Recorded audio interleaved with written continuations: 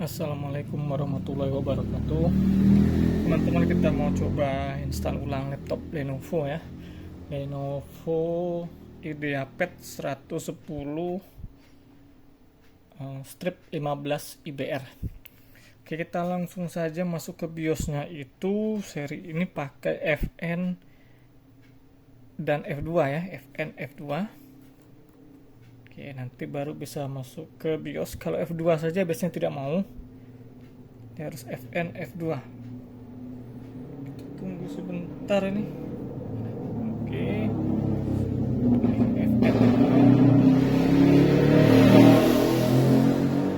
Telat mencetnya teman-teman. Kita matiin saja.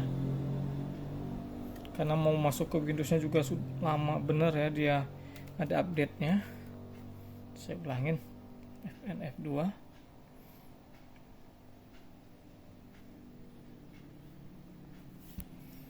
Untuk laptop Lenovo seri IdeaPad itu maksudnya pakai F2 saja atau FN F2. Sedangkan untuk seri ThinkPad itu pakainya F1. Ya hampir tidak pernah F2 ya, pakai F1. Oke, kita ke laptop ini. Saya ulangi, IdeaPad 110 strip 15 IBR. Untuk speknya tuh N3060. Kebaca tidak ya? Prosesornya ya, Celeron N3060. RAM-nya 4 GB, ini RAM-nya masih bawaan. Ini sudah ganti SSD. SSD-nya 128 GB. Kemudian harddisknya masih bawaan ya, masih WDC 320 GB. Oke, ini untuk speknya di bagian information ini. Tidak ada yang perlu diutak-atik. Kita lanjut ke bagian sebelahnya ya. Sebelahnya itu kelihatan tidak ini. Bagian ini namanya configuration. Oke, ini yang perlu diutak-atik itu hanya ini. Hanya jam dan tanggalnya saja. Kebetulan hari ini benar ya. Tanggal 8 Januari 2025 jam 12:05 dini hari. Jadi tidak saya ganti. Bagi yang jamnya belum pas silahkan diganti dulu ya. Kemudian kita ke security. Ini secure bootnya nih di enable. Jadi tadi sebelum saya install ulang saya cek dulu ini SSD-nya ini formatnya apa. Ini kan tambahan karena bawaan aslinya itu adalah GPT, harddisknya itu harddisk WDC-nya GPT, tapi pernah diganti orang SSD. Nah, SSD waktu masih kosong itu masih bisa kita format GPT atau MBR itu. Jadi sebelum kita setting BIOS-nya itu dan membuat Windows-nya, kita cek dulu harddisknya. Tadi sudah saya cek dianya GPT ya. Jadi kalau GPT itu artinya dianya UEFI. Kalau UEFI di secure bootnya boleh di enable ya, boleh di enable, jadi dibiarkan saja. Jadi BIOS yang ini settingan yang UEFI atau GPT. Nah, jadi tahapannya itu kalau mau install ulang, kalau andai kata masih bisa masuk ke Windows, pertama cek dulu harddisknya GPT atau MBR melalui diskpart ya, atau cara lain. Yang kedua baru buat Windows-nya bisa Rufus, Ventoy atau software lain. Yang ketiga baru settingan BIOS-nya. Karena di sini tadi GPT atau UEFI, saya ikut settingan UEFI ya, secure boot-nya saya enable. Kalau dianya MBR ini saya enable.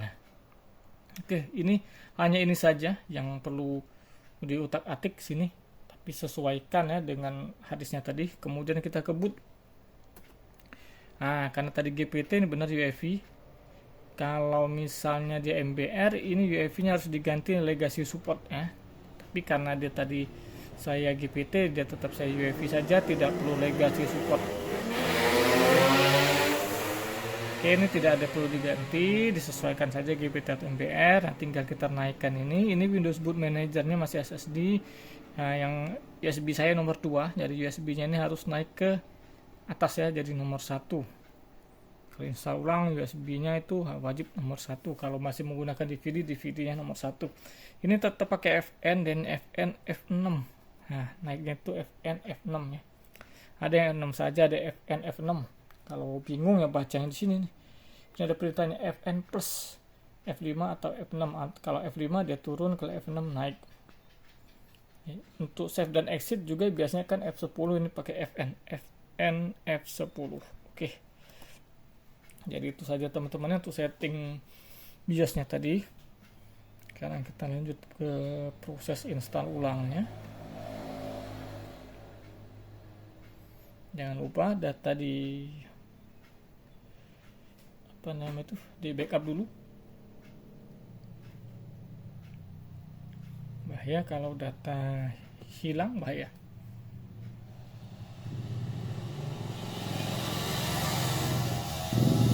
Oke, kita tunggu ya, dia proses loading. Tunggu.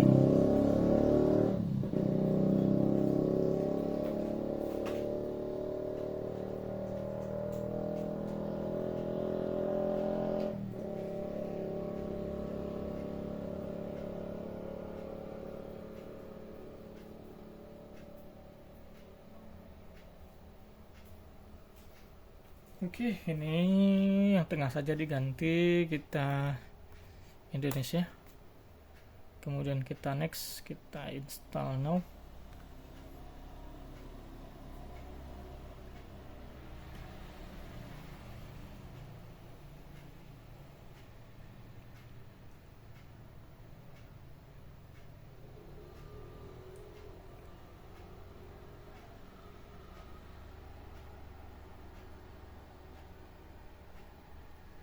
Oke, sini I don't have product key.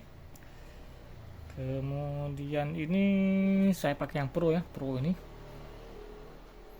Ini bulan 12 tanggal 4 2023, ini versinya 22H2 ya, update paling terakhir yang saya punya. Januari 2025 saya belum dapat. Oke, ini saya next. Kenapa saya tidak pakai update yang 23H2? Berat bener ya, update terakhirnya sangat berat, jadi saya pakai 22H2 saja. Ini I accept, kemudian next. Ini pilih yang bawah, custom install. Oke, bagian sini diingat-ingat ya teman-teman ya, diingat-ingat, wajib diingat-ingat, jangan sampai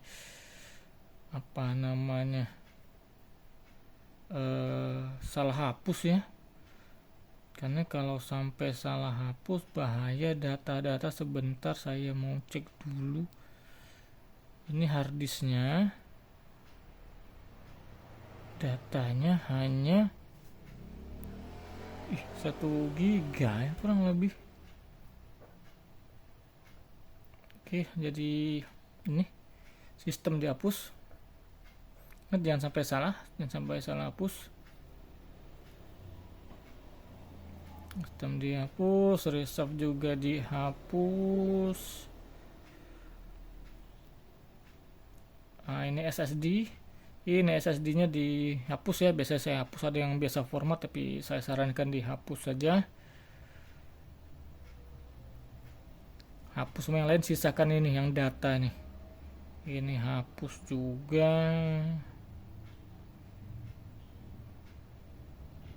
Ini hapus juga. Ingat ya, bagian sini itu tidak boleh salah hapus partisi. Partisinya itu punya, ada yang sistem, ada yang data, takutnya yang salah data itu. Oke, jadi yang ini ternyata ikut ke harddisk ini ya, tidak apa-apa. Nah, ini SSD-nya saya new dulu karena sistemnya di SSD, saya apply, saya oke.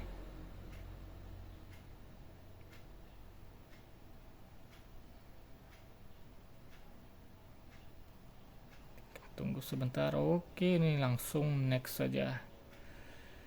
Oke, ditunggu saja teman-teman. Nanti berapa lama selesainya kita cek bareng-bareng.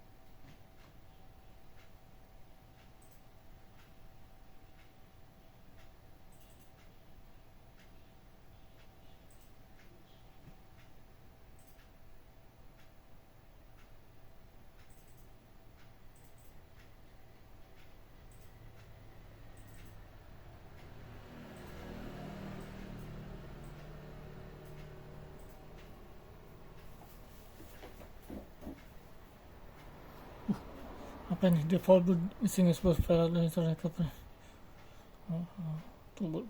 Coba di oke saja. Lah kenapa tadi ini harusnya langsung masuk nih.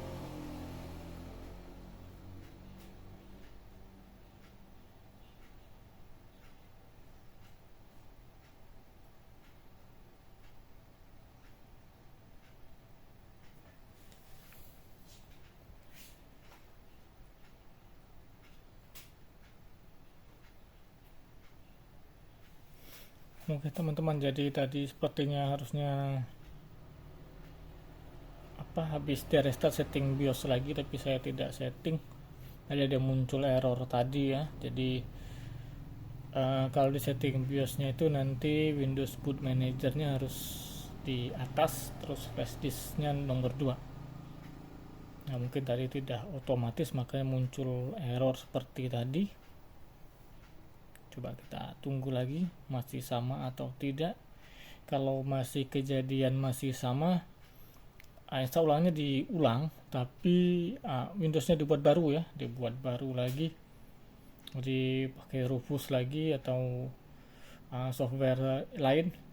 Mungkin waktu buat itu ada gangguan, contohnya kalau pakai yang versi Tani, antivirus lupa dimatikan ya. Itu biasanya kadang buat Windows-nya error, baik waktu kita sedang ngebuat dia langsung error, atau ada yang lewat tapi di dalamnya waktu kita install dianya juga error. Artinya dia itu tidak sampai 100% biasa, tapi tadi lewat ya 100%. Kemungkinan hanya masalah di setting BIOS-nya saja. Oke, kita tunggu dulu. Untuk setting BIOS-nya seperti tadi ya, yang yang UEFI tadi, yang UEFI seperti tadi. Sedangkan kalau mau pakai yang legacy atau MBR, nanti itu di bagian secure bootnya itu di disable, kemudian di bagian bootnya itu yang tadi UEFI atas sekali diganti ke legacy support. Kemudian di bagian bawah legacy support tuh ada UEFI first, nah itu diganti juga dengan legacy first. Kemudian tinggal di bootnya tadi ya, flash disknya dinaikkan ke nomor 1. Biasanya hanya seperti itu saja kalau untuk menggunakan legacy atau MBR. Jadi dicek dulu sebelum install ulang, itu cek harddisknya dulu, cek harddisknya GPT atau MBR, baru buat Windowsnya, baru setting BIOSnya. Oke, jadi tidak semata-mata karena BIOSnya itu support UEFI maka kita harus membuat Windowsnya juga UEFI. Tidak begitu ya, karena saya beberapa kali temuin tuh ya di forum-forum di Facebook terutama, dia sudah yakin tuh Windowsnya itu adalah UEFI, kemudian ngebuat Windowsnya juga pakai BIOSnya UEFI, benar, karena tipe baru mungkin ya, generasi agak baru, kemudian ngebuat Windowsnya juga UEFI. Nah waktu terjadi install ulang itu, waktu di bagian pembacaan partisi tadi itu, pembacaan di situ kan muncul error tuh. Intinya itu bahwa Windowsnya itu tidak bisa diinstal di harddisk tersebut, karena harddisk tersebut misalnya MBR atau legacy, sedangkan Windowsnya itu UEFI, makanya tidak bisa. Jadi saya ulangi lagi urutannya itu, cek dulu harddisknya, kalau masih bisa dicek harddisknya, kalau masih masuk Windowsnya.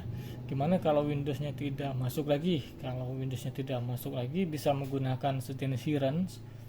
Kalau tetap tidak punya dan laptop itu misalnya ya tipe agak baru dan belum pernah install ulang, biasanya bawaannya tetap UEFI itu atau GPT. Tapi kalau sudah pernah di upgrade seperti laptop ini, aslinya kan UEFI, kemudian menggunakan harddisk 320 terus diganti SSD. Nah itu nanti yang tempat ganti atau installnya itu kan dia bisa saja menggunakan yang legacy atau MBR. Jadi pertama tadi lihat harddisknya, kalau masih belum yakin juga langsung masuk ke BIOS saja lah. Kita anggap saja BIOSnya itu masih BIOS bawaan, jadi kalau di BIOSnya itu UEFI, anggap saja juga harddisknya itu adalah UEFI atau GPT, jadi buatlah Windowsnya UEFI atau GPT tadi. Tapi kalau di BIOSnya ternyata sudah diubah menjadi legacy atau MBR, maka buat Windowsnya di Rufus juga MBR ya atau legacy. Itu dengan catatan kita tidak bisa masuk ke BIOS. Oke, untuk bagian ini kita pilih Indonesia ya, kita yes saja.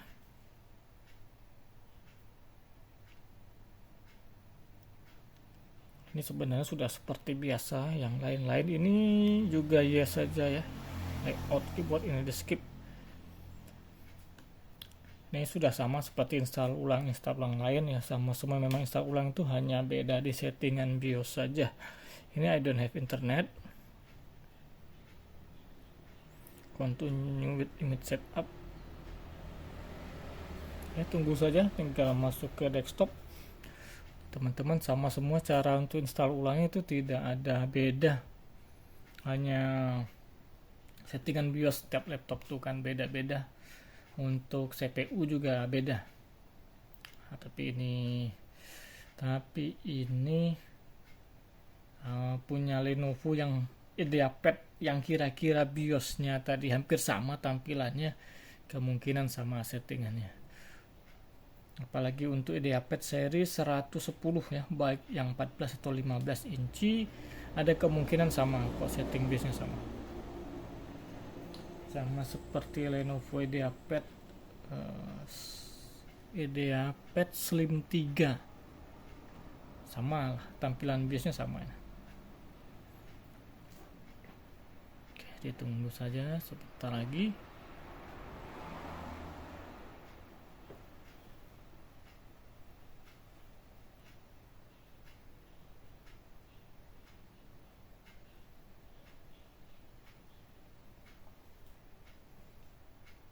Ini kita balik ke I don't have lagi. Ini continue lagi.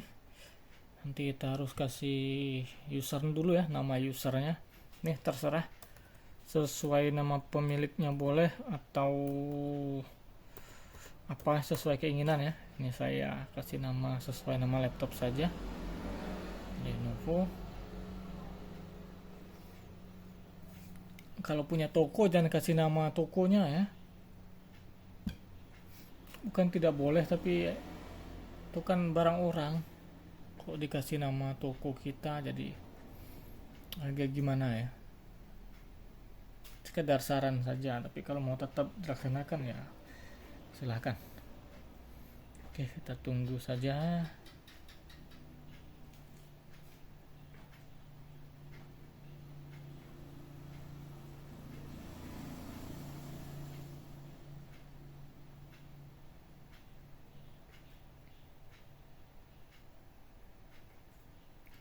Bentar lagi harusnya ini masuk ke Windowsnya, ke desktop.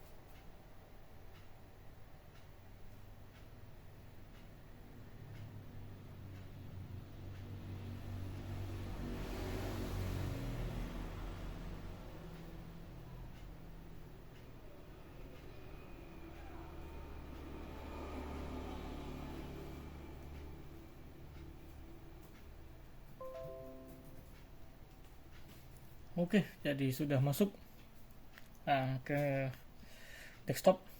Instalannya sudah selesai. Ini tinggal tambah driver saja dan program-program yang sesuai keinginan ya.